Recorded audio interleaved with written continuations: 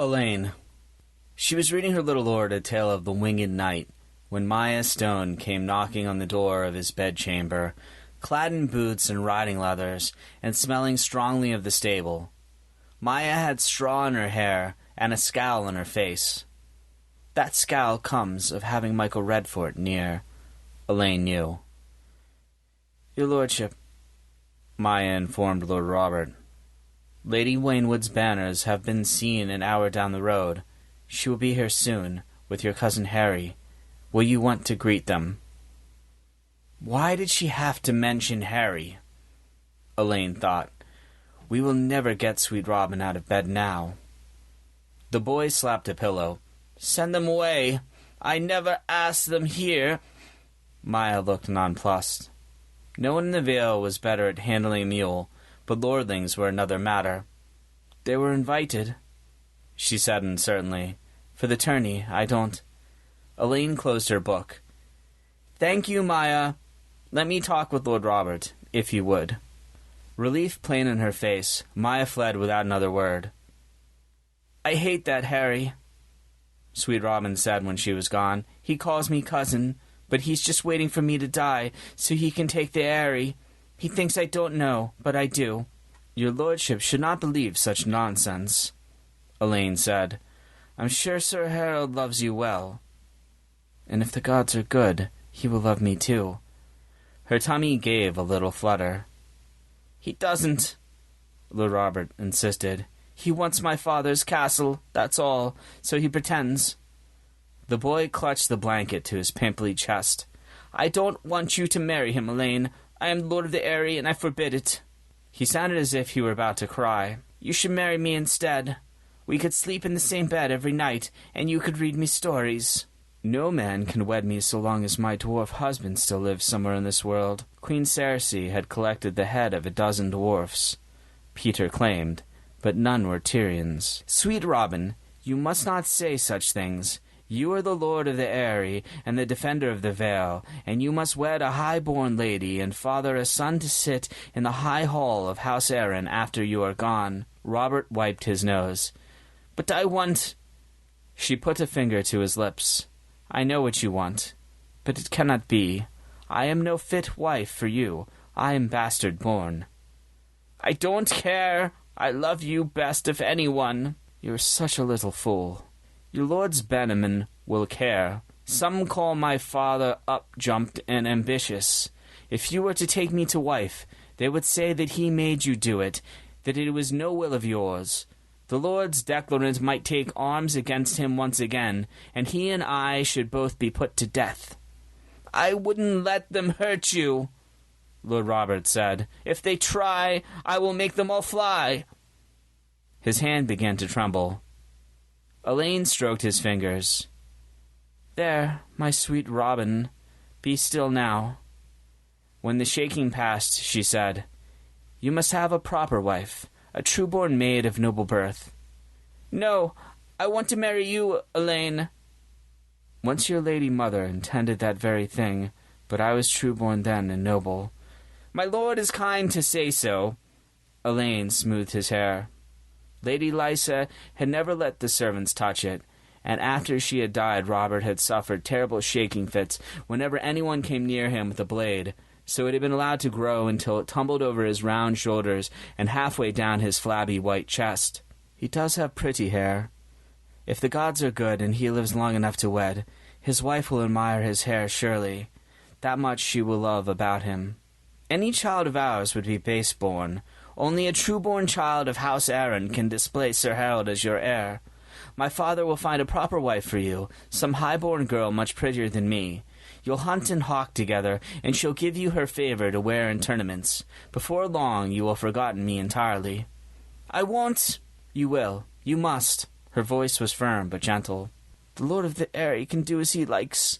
Can't I still love you, even if I have to marry her? Sir Harold has a common woman. Benjicot says she's carrying his bastard. Benjicot should learn to keep his fool's mouth shut. Is that what you would have from me? A bastard?" She pulled her fingers from his grasp. "Would you dishonor me that way?" The boy looked stricken. "No, I never meant—" Alayne stood. "If it please my lord, I must go and find my father. Someone needs to greet Lady Waynwood." Before her little lord could find the words to protest, she gave him a quick curtsy and fled the bedchamber, sweeping down the hall and across a covered bridge to the Lord Protector's apartments.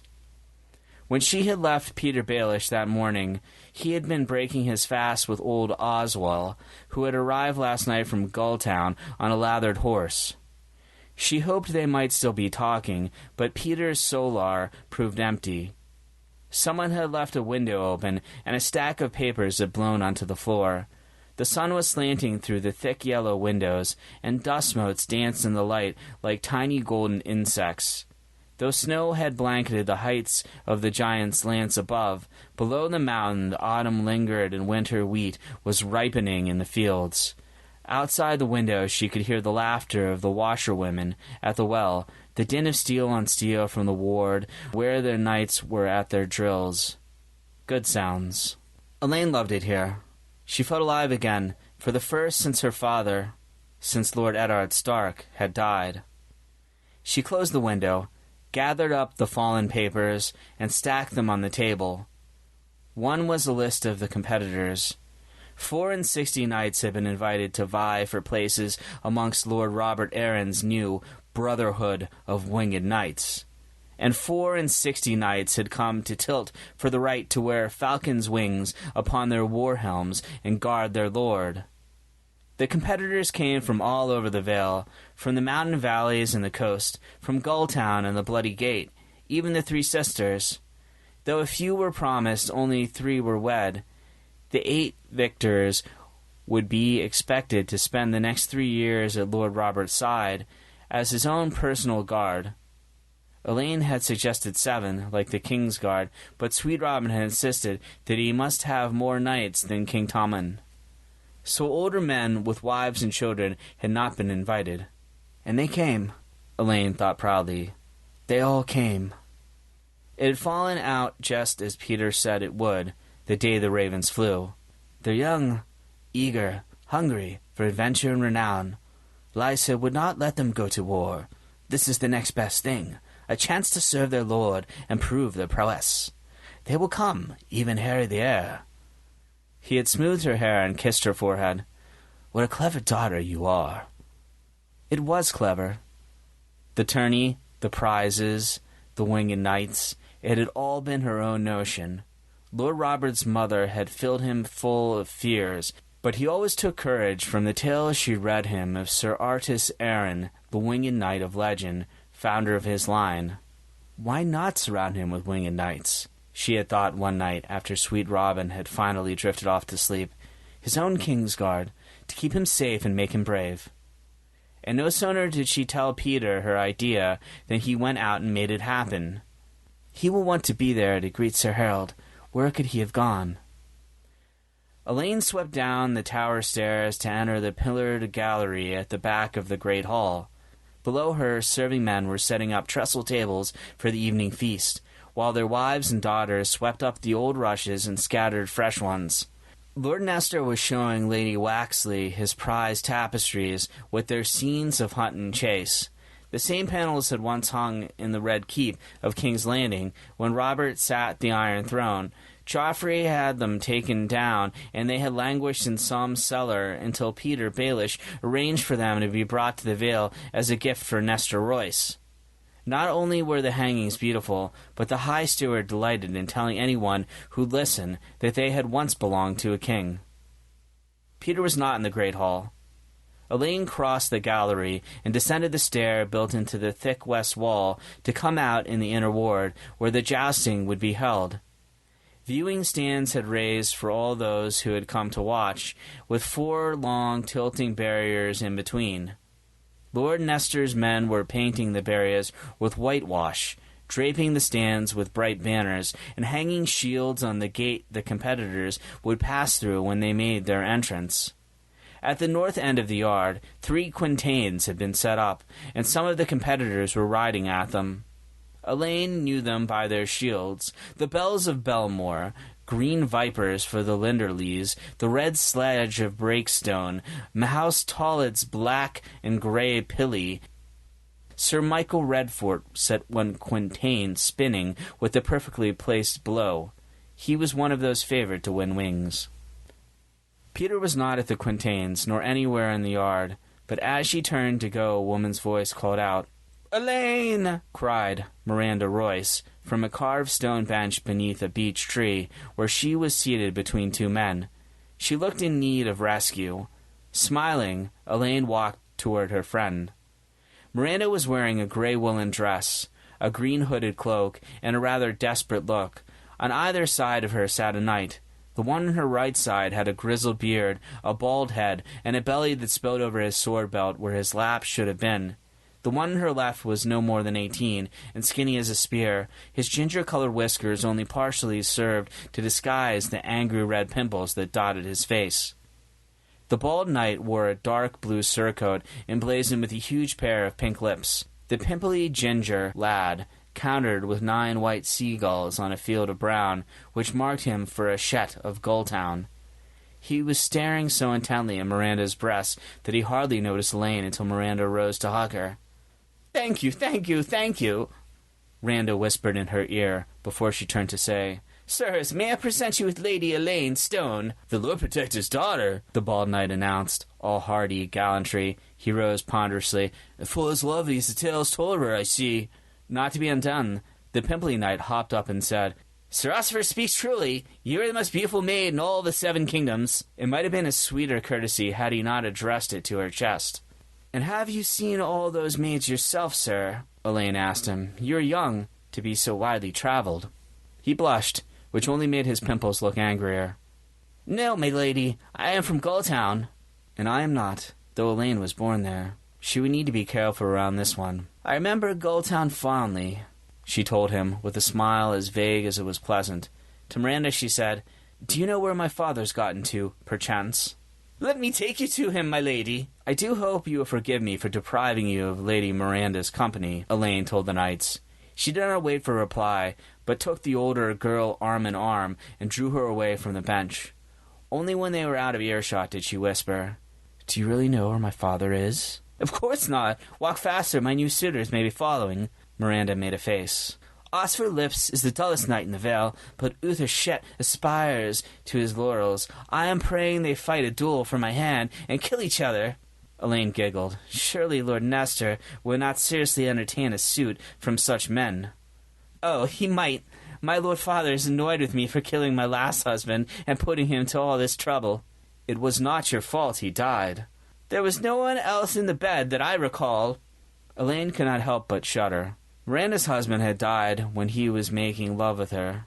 "Those sistermen who came in yesterday were gallant," she said, to change the subject. "If you don't like Sir Osfer or Sir Uther, marry one of them instead. I thought the youngest one was very handsome." "The one in the sealskin cloak?" Miranda said, incredulous.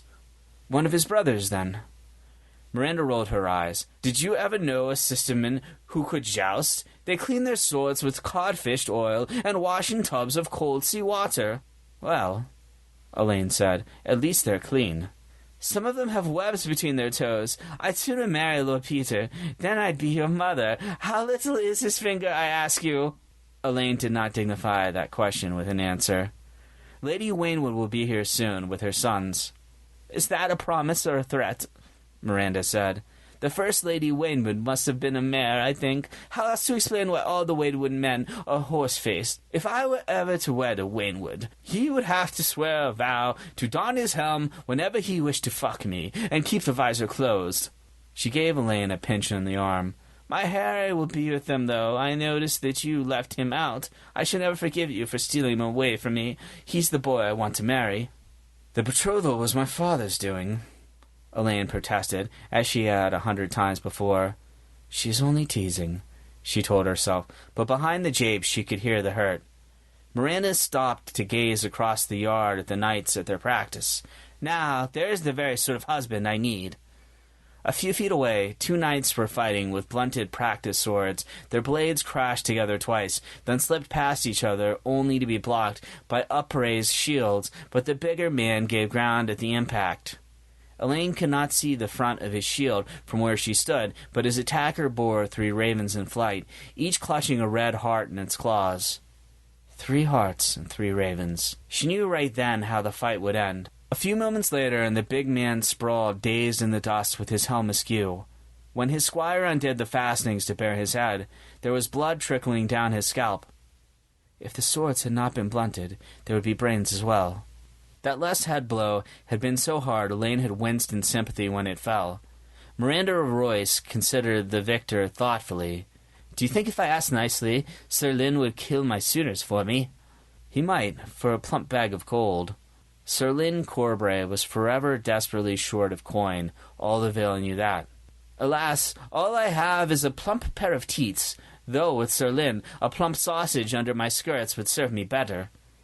Elaine's giggle drew Corbray's attention. He handed his shield to his loutish squire, removed his helm, and quilted "Coif, ladies." His long brown hair was plastered to his brow by sweat. "Well struck, Sir Lyn," Alayne called out, "though I fear you've knocked poor Sir Owen insensible." Corbray glanced back to where his foe was being helped from the yard by his squire. "He had no sense to start with, or he should not have tried me." There is truth in that, Alayne thought, but some demon of mischief was in her that morning, so she gave Sir Lyn a thrust of her own. Smiling sweetly, she said, "My lord father tells me your brother's new wife is with child." Corbray gave her a dark look. "Lionel sends his regrets. He remains at Heart's home with his peddler's daughter, watching her belly swell as if he were the first man who ever got a wench pregnant." "Oh, that's an open wound," thought Alayne. Lionel Corbray's first wife had given him nothing but a frail, sickly babe who died in infancy, and during all those years Sir Lyn had remained his brother's heir. When the poor woman finally died, however, Petyr Baelish had stepped in and brokered a new marriage for Lord Corbray. The second Lady Corbray was 16, the daughter of a wealthy Gulltown merchant, but she had come with an immense dowry, and men said she was a tall, strapping, healthy girl with big breasts and good wide hips. And fertile, too, it seems. "We're all praying that the mother grants Lady Corbray an easy labour and a healthy child," said Miranda. Alayne could not help herself. She smiled and said, "My father is always pleased to be of service to one of Lord Robert's leal bannermen. I'm sure he would be most delighted to help broker a marriage for you as well, Sir Lyn." "How kind of him." Corbray's lips drew back in something that might have been meant as a smile, though it gave Alayne a chill. "But what need have I for heirs, when I am landless, and like to remain so, thanks to our Lord Protector? No, tell your Lord Father I need none of his brood mares." The venom in his voice was so thick that for a moment she almost forgot that Lyn Corbray was actually her father's cat's paw, bought and paid for. Or was he? Perhaps instead of being Petyr's man pretending to be Petyr's foe, he was actually his foe, pretending to be his man, pretending to be his foe. Just thinking about it was enough to make her head spin. Alayne had turned abruptly from the yard and bumped into a short, sharp-faced man with a brush of orange hair who had come up behind her. His hand shot out and caught her arm before she could fall. "My lady, my pardons if I took you unawares." "The fault was mine. I did not see you standing there." "We mice are quiet creatures." Sir Shadrick was so short that he might have been taken for a squire, but his face belonged to a much older man. She saw long leagues in the wrinkles at the corner of his mouth, old battles in the scar beneath his ear, and a hardness behind the eyes that no boy would ever have. This was a man grown. Even Miranda overtopped him, though. "Will you be seeking wings?" the Royce girl said. "A mouse with wings would be a silly sight." "Perhaps you will try the melee instead," Alayne suggested. The melee was an afterthought, a sop for all the brothers, uncles, fathers, and friends who would accompany the competitors to the gates of the moon to see them win their silver wings, but there would be prizes for the champions, and a chance to win ransoms. "A good melee is all a hedge knight can hope for, unless he stumbles on a bag of dragons, and that's not likely, is it?" "I suppose not. But now you must excuse us, sir. We need to find my lord father." Horns sounded from atop the wall. "Too late," Miranda said. "They're here. We shall need to do the honors by ourselves." She grinned. "Last one to the gate must marry Uther Shet." They made a race of it. dashing headlong across the yard and past the stables, skirts flapping, whilst knights and serving men alike looked on, and pigs and chickens scattered before them. It was most unladylike, but Elaine found herself laughing. For just a little while, as she ran, she forgot who she was and where, and found herself remembering bright cold days of Winterfell, when she would race through Winterfell with her friend Jane Poole, with Arya running after them trying to keep up. By the time they arrived at the gatehouse, both of them were red-faced and panting. Miranda had lost her cloak somewhere along the way. They were just in time. The portcullis had been raised, and a column of riders, 20 strong, were passing underneath. At their head rode Anya Waynwood, Lady of Iron Oaks, stern and slim, her grey-brown hair bound up in a scarf. Her riding cloak was heavy green, wool-trimmed with brown fur, and clasped at the throat by a yellow brooch in the shape of the broken wheel of her house. Miranda Roy stepped forward and sketched a curtsy.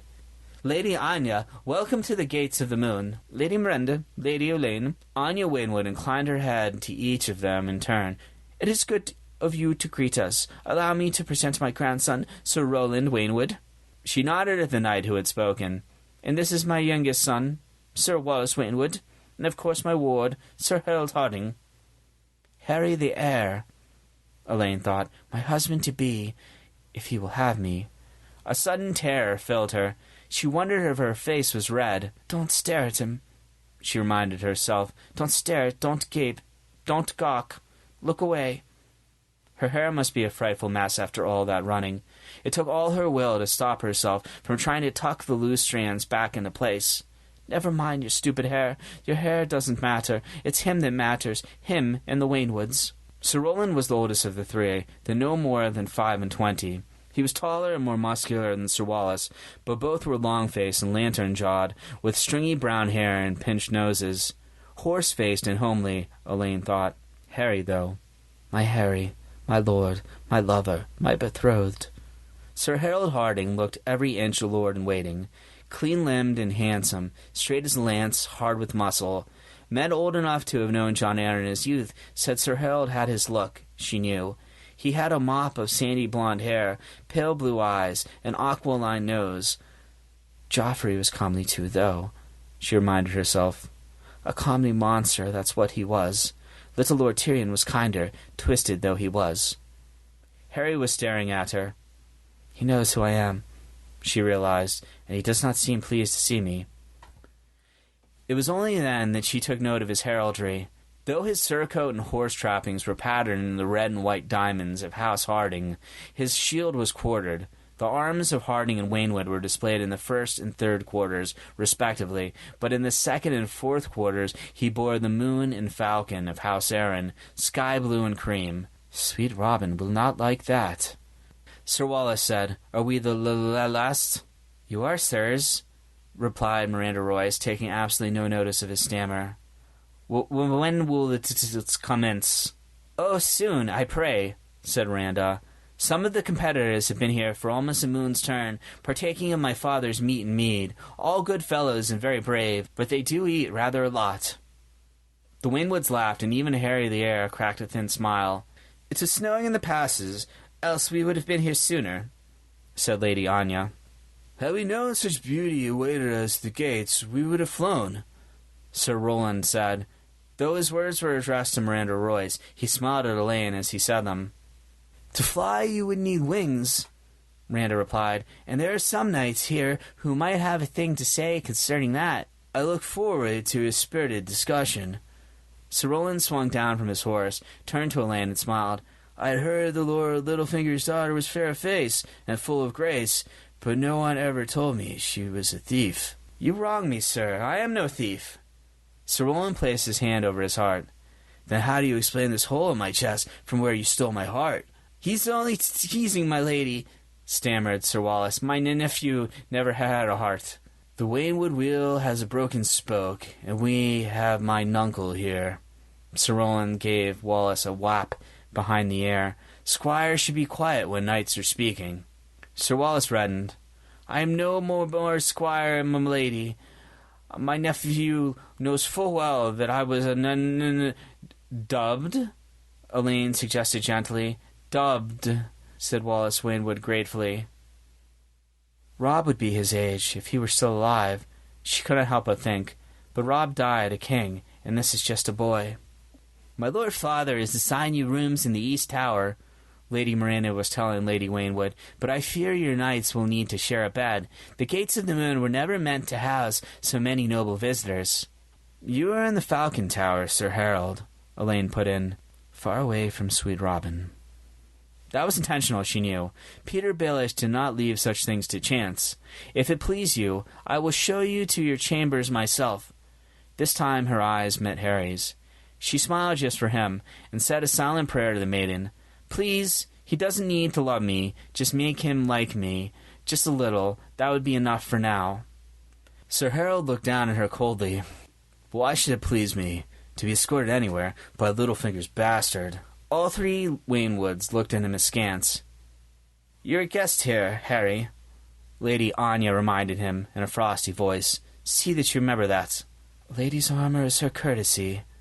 Elaine could feel the blood rushing to her face. No tears, she prayed. Please, please, I must not cry.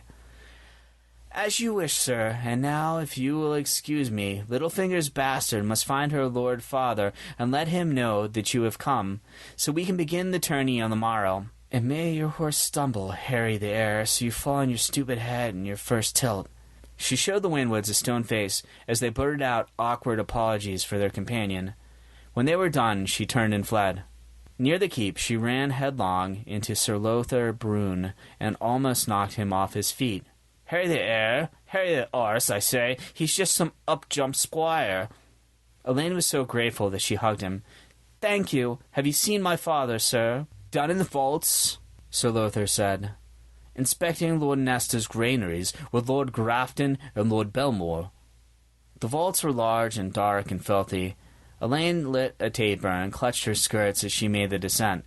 Near the bottom she heard Lord Grafton's booming voice and followed. The merchants are clamoring to buy and the lords are clamoring to sell, the gold tanner was saying when she found them. Though not a tall man, Grafton was wide, with thick arms and shoulders. His hair was a dirty blonde mop. How am I to stop that, my lord? Post guards on the docks. If need be, seize the ships. How does not matter, so long as no food leaves the Vale. These prices, though, protested fat Lord Belmore. These prices are more than fair. You say more than fair, my lord. I say less than would we wish. Wait, if need be, buy the food yourself and keep it stored. Winter is coming. Prices must go higher. Perhaps, said the Belmore doubtfully. Bronzion will not wait, Grafton complained. He need not ship through Gulltown. He has his own ports. Whilst we are hoarding our harvest, Royce and the other lords, Declan, will turn theirs into silver. You may be sure of that. Let us hope so, said Petyr. When their granaries are empty, they will need every scrap of that silver to buy sustenance from us. And now, if you will excuse me, my lord, it would seem my daughter has need of me. Lady Elaine, Lord Grafton said, you looked bright-eyed this morning. You are so kind to say so, my lord. Father, I am sorry to disturb you, but I thought you would want to know that the Waynwoods have arrived. And Sir Harold with them. Horrible Sir Harold. He is. Lord Belmore laughed. I never thought Royce would let him come. Is he blind or merely stupid? He's honorable. Sometimes it amounts to the same thing. If he denied the lad the chance to prove himself, it could create a rift between them, so why not let him tilt? The boy is nowise skilled enough to win a place among the winged knights. I suppose not, said Belmore grudgingly.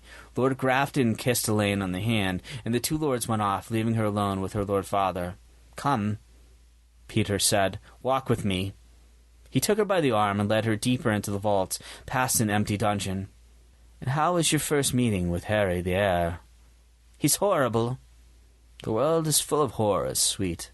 By now you ought to know that. You've seen enough of them. Yes, she said, but why must he be so cruel? He called me your bastard, right in the yard, in front of everyone. So far as he knows, that's who you are. This betrothal was never his idea, and Bronzion has no doubt warned him against my wiles. You are my daughter. He does not trust you, and he believes that you are beneath him. Well, I'm not. He may think he's some great knight, but Sir Lothar says he's just some up-jump squire. Petyr put his arm around her. So he is, but he is Robert's heir as well. Bringing Harry here was the first step in our plan, but now we need to keep him, and only you can do that. He has a weakness for a pretty face, and whose face is prettier than yours? Charm him, entrance him, bewitch him. I don't know how, she said miserably. Oh, I think you do, said Littlefinger, with one of those smiles that did not reach his eyes. You will be the most beautiful woman in the hall tonight, as lovely as your lady mother at your age. I cannot seat you on the dais, but you'll have a place of honor above the salt and underneath a wall sconce. The fire will be shining in your hair, so everyone will see how fair of face you are. Keep a good long spoon on hand to beat the squires off, sweetling. You will not want green boys underfoot when the knights come round to beg you for your favour. Who would ask to wear a bastard's favour? Harry, if he has the wits the gods gave a goose, but do not give it to him. Choose some other gallant and favour him instead. You do not want to seem too eager. No, Elaine said. Lady Waynwood will insist that Harry dance with you. I can promise you that much. That will be your chance. Smile at the boy, touch him when you speak, tease him to pique his pride. If he seems to be responding, tell him that you are feeling faint, and ask him to take you outside for a breath of fresh air. No knight could refuse such a request from a fair maiden. Yes, she said, but he thinks that I'm a bastard. A beautiful bastard, and the Lord Protector's daughter. Petyr drew her close and kissed her on both cheeks. The light belongs to you, sweetling. Remember that, always. I'll try, father, she said. The feast proved to be everything her father promised. 64 dishes were served, in honor of the 64 competitors who had come so far to contest for silver wings before their lord. From the rivers and the lakes came pike and trout and salmon, from the seas crabs and cod and herring. Ducks there were, and capons, peacocks in their plumage, and swans in almond milk. Suckling pigs were served up crackling with apples in their mouths, and 3 huge aurochs were roasted whole above fire pits in the castle yard, since they were too big to get through the kitchen doors. Loaves of hot bread filled the trestle tables in Lord Nestor's hall, and massive wheels of cheese were brought up from the vaults. The butter was fresh churned, and there were leeks and carrots, roasted onions, beets, turnips, parsnips, and, best of all, Lord Nestor's cooks prepared a splendid subtlety, a lemon cake in the shape of the giant's lance, 12 feet tall and adorned with an airy made of sugar. For me, Elaine thought, as they willed it out. Sweet Robin loved lemon cakes too, but only after she told him that they were her favorites. The cake had required every lemon in the Vale, but Petyr had promised that he would send to Dorne for more. There were gifts as well, splendid gifts. Each of the competitors received a cloak of cloth of silver and a lapis brooch in the shape of a pair of falcon's wings. Fine steel daggers were given to the brothers, fathers, and friends who had come to watch them tilt. For their mothers, sisters, and ladies fair, there were bolts of silk and Moorish lace. Lord Nestor has an open hand, Elaine heard Sir Edmund Breakstone say. An open hand, a little finger, Lady Waynwood replied, with a nod toward Petyr Baelish. Breakstone was not slow enough to take her meaning. The true source of this largesse was not Lord Nestor, but the Lord Protector. When the last course had been served and cleared, the tables were lifted from their trestles to clear the floor for dancing, and musicians were brought in. Are there no singers? Asked Ben Coldwater.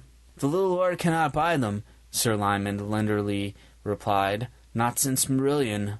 Ah, that was the man who murdered Lady Lysa, yes? Elaine spoke up. His singing pleased her greatly, and she showed him too much favour, perhaps.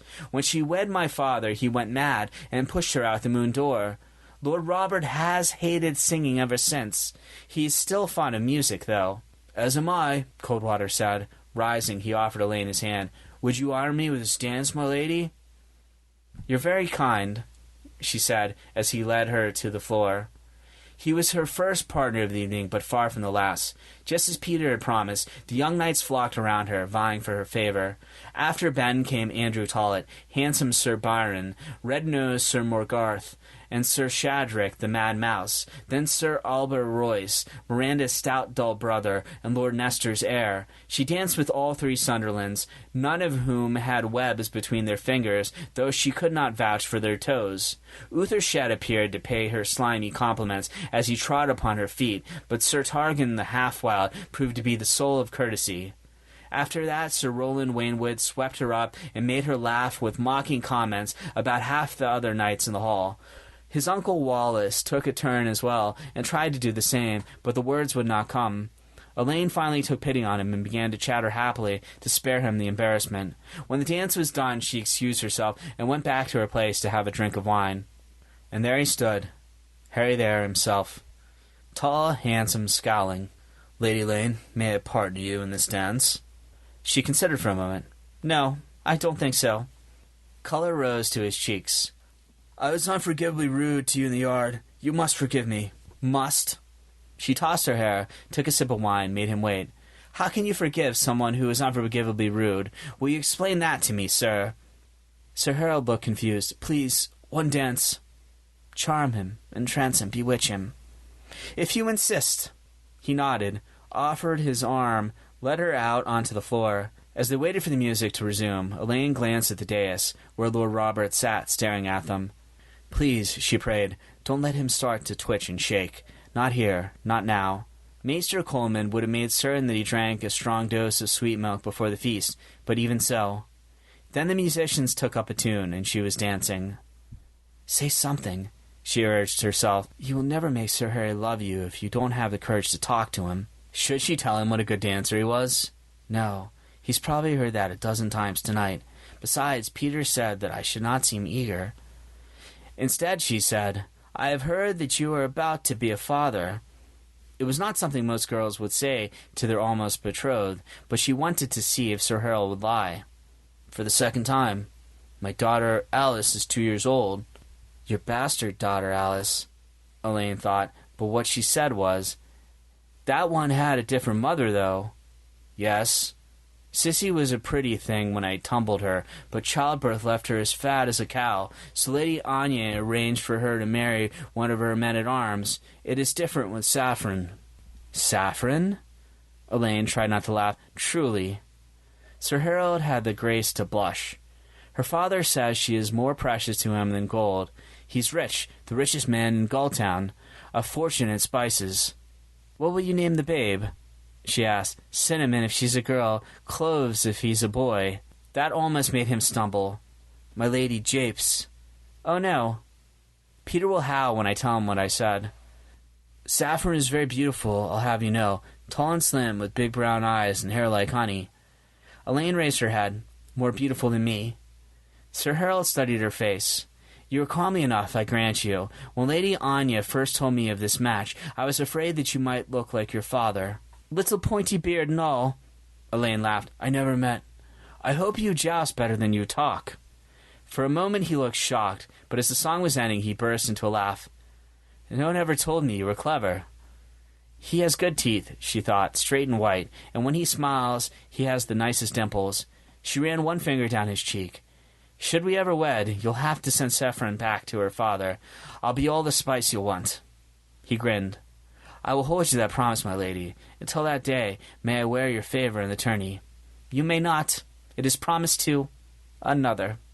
She was not sure who as yet, but she knew she would find someone.